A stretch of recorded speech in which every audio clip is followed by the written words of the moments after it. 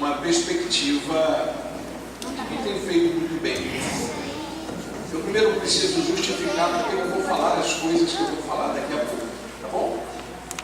Eu tenho a compreensão de que Deus levantou toda uma obra no mundo para constituir uma humanidade, ok? E a igreja de Jesus é essa humanidade. Não parece, mas deveria ser. A igreja muitas vezes parece um grupo de gente estranha, com costumes estranhos, e que o mundo olha para nós e não nos vê como pessoas normais. Deus nos chamou, meus irmãos, para sermos humanos, não para sermos esquisitos. E por conta dessa prática que a igreja tem de criar condições desumanas de praticar a fé, nós desenvolvemos uma espiritualidade distante do sentido do humano. E isso não é culpa da igreja, tá bom? Desculpa corrigir, tem que corrigir isso, não é culpa da gente. Eu acho que exagerei quando falei que a igreja tem feito isso, mas não é culpa dela. Ela é culpa dessa nossa condição humana. A gente tem vergonha de se apresentar diante de Deus do jeito que nós achamos que nós somos. Então a gente fica inventando artifícios, formas de indumentária, gestos, palavras, discursos, ideias, que vão criando uma falsa imagem de que nós somos. E muitas vezes nos apresentamos desse jeito, desumanos. Tão desumanos que não conseguimos perceber a dor dos seres humanos que vivem à nossa volta. Tão desumanos. E isso, ao longo da história da humanidade, se tornou uma prática. A revelação das Escrituras traz em si toda uma história do cuidado de Deus em nos tirar essa imagem falsa de humanos que nós criamos para nos trazer de volta ao sentido do humano que Ele criou. Eu queria escolher um texto, então hoje, minhas irmãs, hoje é de Dom Batista, mas nós não vamos falar de homem, vamos falar de humanos, tá bom, pessoal? Minhas irmãs, então não fiquem tristes.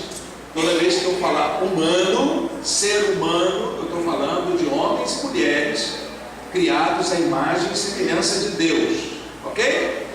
E vocês são parte dessa história, vocês também estão inseridas nesta história, porque são tão humanas quanto, têm as mesmas características, os mesmos sentidos do humano que todos nós temos.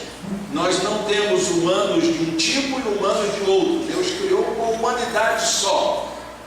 Tá bom, mesmo? Não importa quem você seja, se você seja branco, azul, roxo, alto, baixo, gordo, magro, rico, pobre, cristão, muçulmano, seja lá o que você for, você é um humano. Dentro de você está aquilo que caracteriza a nossa condição humana perante Deus. Há um texto do Evangelho de João que João ele parece que para pensar nisso e toca nessa ferida. Está lá em Evangelho de João, capítulo 1, versículo de número 6. E eu vou ler o versículo todo, mas eu não vou usar o versículo todo, tá bom, meus irmãos? Só vou usar 3 palavras. Então, por favor, abram lá em João capítulo 1, versículo 6. Nós vamos ler o versículo todo, que é grandão, enorme, e eu só vou usar 3 palavras dele. Então vai ser uma medida econômica para a gente economizar a palavra, né? Diz assim: surgiu um homem enviado por Deus, chamado João. Vou ler mais uma vez. Surgiu um homem enviado por Deus, chamado João. Deus abençoe a leitura da sua santa palavra. Eu só vou ficar com as 3 primeiras palavras. Surgiu um homem.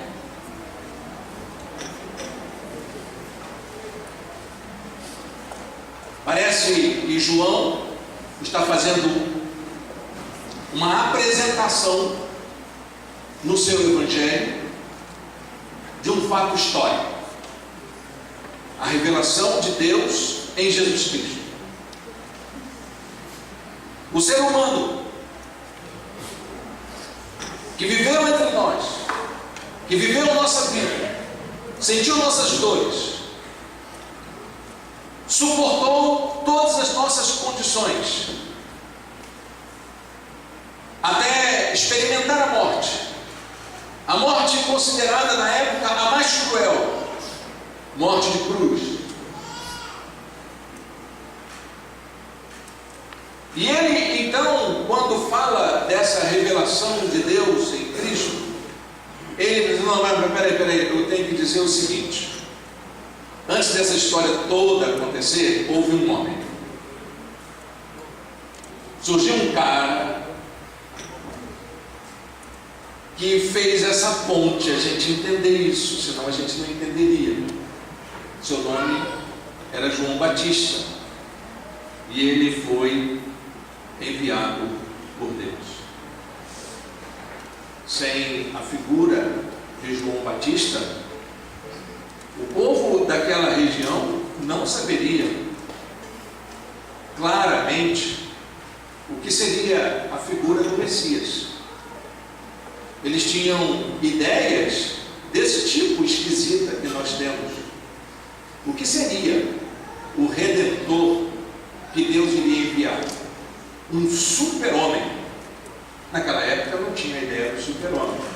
Alguém com poderes mágicos, alguém extraordinário, capaz de ultrapassar os limites das nossas fraquezas humanas. Porque um ser humano que tenha as mesmas fraquezas que eu, não pode, de jeito nenhum, trazer solução para os meus problemas. Tem que ser alguém supra, além, mais humano que eu. E a igreja gosta desse discurso ainda hoje. Nós gostamos de lembrar do diviníssimo Jesus, o maravilhoso Jesus, poderoso Jesus, e esquecemos que ele foi homem. Os primeiros cristãos, eles travaram batalhas homéricas entre os padres, os teólogos dos 4 primeiros séculos, para afirmar a humanidade de Jesus.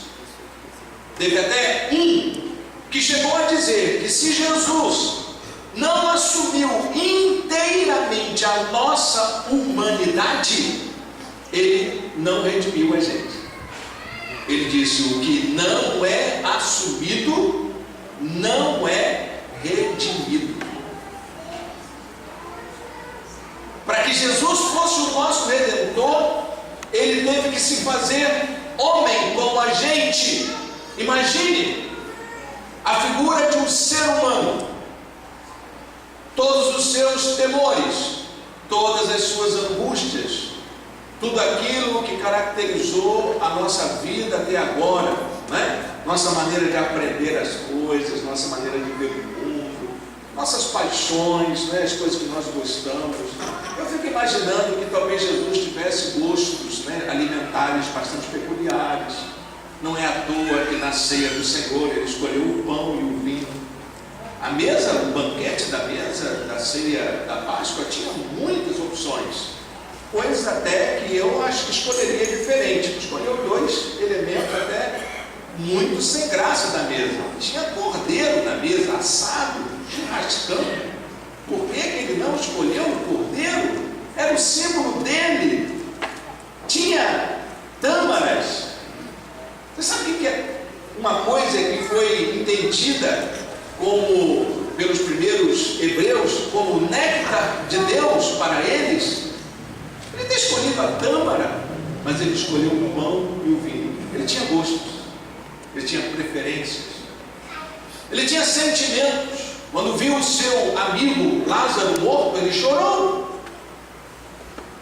Tem gente que acredita que Jesus não foi humano desse jeito. Tinha uma irmã que dizia que crente não pode rir. Por quê, minha irmã? Porque na Bíblia não está escrito que Jesus sorriu. Não sei. Pelo senso de humor que ele tinha, muito provavelmente sim.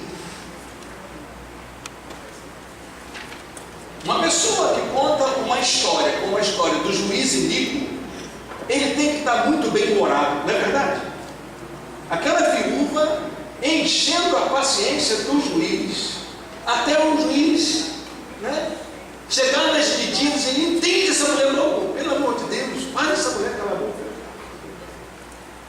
Só alguém com muito senso de humor, para ver que mesmo um juiz iníquo, maldoso, pode atender uma pessoa suplicante. Ele era humano, como eu e você, tinha as mesmas necessidades. E para que isso ficasse claro, surgiu um homem. E se você olhar na história, toda a revelação bíblica, em cada momento crucial da formação da humanidade, sempre houve um homem. Foi assim com Adão. Tem gente que diz que a história não é bem assim, que é ok, vamos tentar entender que fosse uma metáfora, mas nessa metáfora tem um homem. A palavra Adão em hebraico quer dizer humanidade.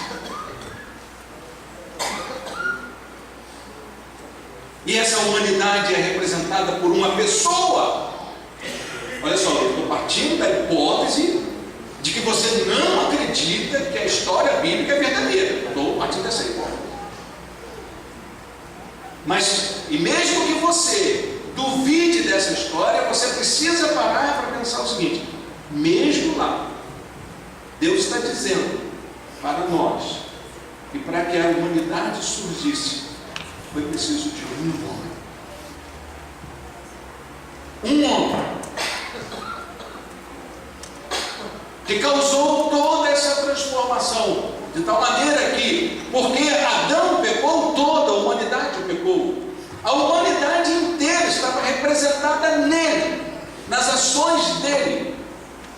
Interessante que esse primeiro humano, quando ele toma a decisão de fazer aquilo que está na cabeça dele fazer, agir pelos seus próprios atos, ele tem vergonha da sua própria aparência. E aí vai procurar, né, folhagens para se esconder. E ele se esconde. Esconder de quem? Era ele e a mulher, o paraíso todo. Se esconder de Deus. É assim que nós somos. É um retrato do humano. Nós temos vergonha de olhar para o nosso interior, para a nossa aparência, para o nosso jeito, para o nosso modo de ser. E a gente acha que Deus se envergonha da gente, fica chateado por a gente se apresentar na presença dele do jeito que nós somos. E aí nós inventamos todas essas coisas que nós criamos ao longo da história, né? Para você estar diante de Deus, você tem que estar de um jeito, você tem que fazer isso, tem que fazer aquilo, aí cria regras, doutrinas, métodos, fórmulas, para que você possa se apresentar diante de Deus. É a repetição do gesto de Adão para fugir de Deus. É fuga. É fuga. Você veio para a igreja por quê? Para me encontrar com Deus. Está fugindo de Deus. Porque de onde você veio, Ele estava lá também. Você veio encontrar-se com a sua família espiritual. Vem encontrar-se com os seus irmãos. É claro, Deus está aqui nesse lugar falando no coração da gente, mas isso não quer dizer que você esteja na presença dele. Tá bom? Se você veio aqui para ter um encontro com Deus, lascou-se. Você veio aqui para fugir de Deus. Pode ser que ele, nessa tua fuga, pode ser que ele te lasse, mas não foi exatamente para isso. Ainda mais se você tem o costume de ter uma vida durante a semana de um jeito e no domingo de manhã ter uma vida de outro jeito. Isso é fuga. O nome disso é fuga. Repetição do gesto de Adão em encontrar folhagens para se esconder de Deus. Essa história continua. Quando Deus percebeu que as coisas estavam mal organizadas, que o homem fez disso uma prática, ele também escolheu um homem. O nome dele, Noé. Um homem temente a Deus, um homem que não tinha vergonha de ser o que é diante de Deus. Não tinha vergonha. E ele escolheu Noé exatamente para fazer um projeto de restauração da humanidade. Olha aqui, Noé, você, sua mulher, seus filhos, você vai construir uma arca, vai colocar dentro dela sua mulher e seus filhos, e eu vou mandar água. E você e a sua família vão ser as únicas espécies humanas que vão sobreviver. Ah, isso não foi verdade. Pode ser, né? Você entenda como quiser. Vou partir da hipótese que isso seja uma metáfora. Tá bom? A metáfora da história humana. Vamos imaginar que seja uma metáfora. Não é. Essa tentativa da gente reencontrar um novo caminho, uma nova forma de viver. Aí acontece com tudo. A gente faz a arca, né? Constrói aquela coisa toda, uma técnica de engenharia nunca vista. Você está fazendo isso para quê? Se não, Deus mandou fazer, me deu as medidas, eu estou fazendo. Ok, mas não vai chover, o tempo não vai. Que chuva é essa que enche tudo? Nunca houve uma chuva assim. Não, Deus mandou, eu vou fazendo. E ele faz um negócio totalmente fora dos padrões humanos daquela época. A chuva começa a cair. Quando ele percebe que é o sinal de Deus, ele entra com a sua família na arca, e os animais todos que estavam ali, passa 40 dias ali dentro, junto com a sua família, a bicharada toda. Tinha tudo, tá? Tinha barata, tinha até cerveja também. Ainda vou perguntar, quando chegar no céu, por que Noé colocou barata na arca? Era a chance, né? De acabar com tudo, né? Não sabe nem ser cida mais. Mas ele colocou barata na arca também. Colocou mosquito na arca, colocou pulga, porque foi a bicharada toda, né? Entrou rato na arca, meus irmãos e minhas irmãs. Por quê? Né? Ele colocou esses bichos peçonhentos dentro da arca. Mas foi, né? E ele conviveu com aquilo tudo, né? 40 dias e 40 noites, aquela bicharada comendo do jeito que o bicho come, colocando para fora do jeito que o bicho bota, né? Sem tomar banho. Não tinha pet shop lá naquela época. A arca não era um pet shop. A arca era um lugar intragável. Devia ser muito fedorento, muito sujo. mas era o lugar mais seguro para se viver. Era ali que Deus queria Noé. 40 dias. Olha, gente, quando acabaram os 40 dias, aí Noé fica lá esperando, quero ver a hora de sair, Aí ele manda um corvo, nada. Manda outro corvo, aí volta com um ramo de oliveira. Opa! Quando a arca aterrissou, terra firme, ele saiu dali. Primeira coisa que ele providencia, uma plantação de uvas. E ele fica esperando pacientemente a parreira dar os seus frutos. Ele tira aqueles frutos e manda fazer vinho. Mas ele esperou muito, porque isso são meses, anos, para a parreira dar fruto e o fruto virar vinho. Quando ele viu o vinho, olha, a gente não pensou duas vezes, ele encheu a cara, né? Bebeu até cair, bebeu tanto que caiu para um lado, peladão, né? Ele se esbaldou. Ele fez a farra sozinho, né? Sozinho. Foi Cão, né? Cão que viu a nudez do seu pai, foi lá cobri-lo, né? E ainda chamou a atenção, disse, que coisa feia. Você fazendo isso, meu pai, que vergonha para a família. Olha o disfarce aí de novo. Olha o disfarce, querendo esconder o humano que nós somos. Era Cão querendo disfarçar a condição humana do pai, que estava ali como um humano, celebrando a vida, o fato de ter sido salvo de uma tragédia, mas ainda assim ele poder ter esperança e construir uma vida nova. Ele trabalhou ardentemente por aquilo. Não estou dizendo que ele estava certo ou estava errado por beber ou não beber. Não é isso que está em jogo. O que está em jogo é que um ser humano agiu como humano. O que você faria? Não, sério mesmo, tá? 40 dias vivendo com elefante, girafa, leão, né? Zebra, todo mundo junto, e você ali cuidando daquilo tudo, aqueles bichos com fome. Cara, o que eu faço? E quando ele vem, claro, eu vou comemorar, gente, do meu jeito. Desculpa, viu, gente? Do meu jeito.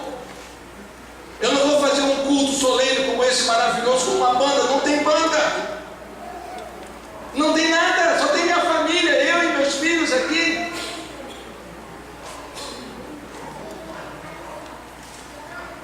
Houve um homem, e esse homem era Noé, homem temente a Deus. Que coisa, né? São homens assim que Deus usa, seres humanos assim que Deus usa. Mas a história não para por aí, porque essa humanidade não tem jeito.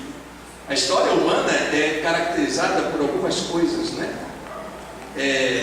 Aproximações e distanciamentos de Deus. Hoje nós estamos vivendo na nossa história humana um grande distanciamento de Deus. E também, depois de Noé, houve um grande distanciamento de Deus, sim. Então Deus levanta um outro homem, Abraão, sai da tua terra, do meio da tua parentela, vai para o lugar onde eu vou te mostrar. Oh, meu Deus do céu, o cara sai. O pior é que ele sai. Você sairia? Vou te mandar para um lugar maravilhoso. Senhor, não é assim comigo não, a banda não toca para o meu lado assim não. Mas houve um homem chamado Abraão, que Deus levantou, tirou do seio da sua família e levou para uma trajetória no deserto, na direção de Canaã. Levou tempo. Ele passou por vários percalços. Algumas vezes ele teve que mentir. Mas foi um homem que teve a coragem de tomar uma decisão que talvez a gente não imagine o quanto desumana ela é, mas que também tem esse lado da nossa humanidade, que é quando Deus pede a Abraão o seu filho Isaque, em sacrifício. E Abraão coloca em prática todas as suas ideias de disfarces diante de Deus, que são as formas religiosas. Peraí, Deus está me pedindo meu filho em sacrifício, mas é assim mesmo, eu tenho que ir lá, fazer igual eu faço com o cordeirinho, é assim, vamos fazer. E ele então prepara tudo, prepara o fecho de lenha, prepara o cutelo, e vai com o seu filho, subindo do Monte Carmelo. Está lá, ele lá. Pai, cadê o cordeiro? Deus proverá. Deus proverá. E ele vai seguindo. Vou cumprir o meu ritual aqui, Deus está mandando e eu vou fazer. E aí então ele toma a atitude que nós achamos a mais desumana da história bíblica, que é um pai arremeter uma arma contra o seu próprio filho. E ele disse: é isso, Senhor? Tem certeza que é isso? É isso que eu tenho que fazer? Então não vai. Ele disse: não, peraí, aparece o anjo. Tá bom, eu já entendi. Eu já entendi o que você é capaz de fazer para que a vontade de Deus se realize na sua vida. Eu não vim para destruir o humano, mas para restaurar a confiança em Deus no humano. E aí começa essa história de fé. Abraão é o pai da fé, não é? Ele é o pai da fé exatamente por isso, porque ele ousou superar as ilusões humanas e dizer para Deus: se é isso, estou pronto a assumir seus desafios. Houve um homem chamado Abraão. Nessa manhã, meus irmãos, eu queria que você pegasse essa expressão e a aplicasse na sua vida.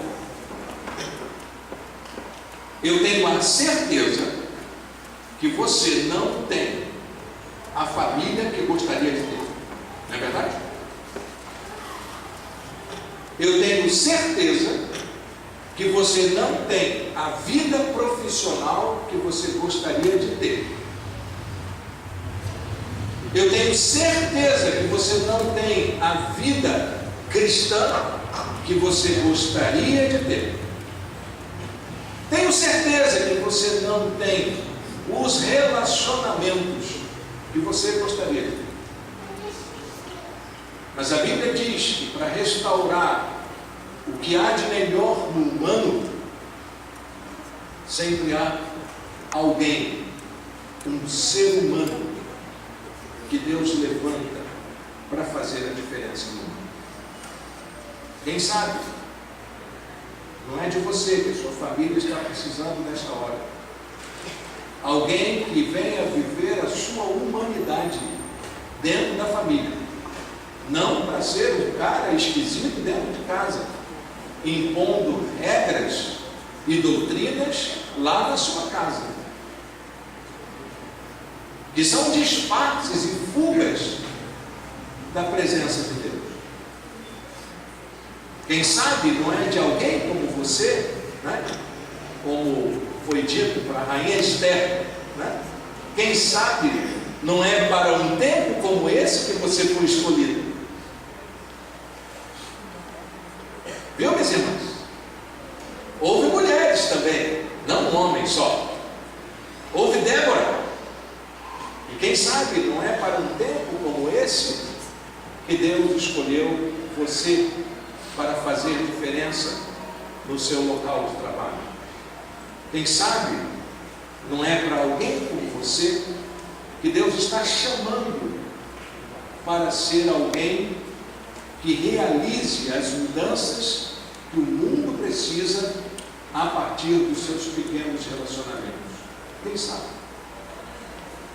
Eu queria que você abaixasse a sua cabeça e nós aqui orássemos juntos para que Deus fizesse a sua obra no nosso coração. Eu sei, meus irmãos, que todos nós temos nossas limitações, nossos problemas, mas eu queria que cada um simplesmente orasse dizendo: Senhor, usa a minha vida, transforma o meu coração, faz da minha vida um instrumento. Estou vendo ali o pastor Joaquim Paulo da Rosa, aleluia, glória a Deus.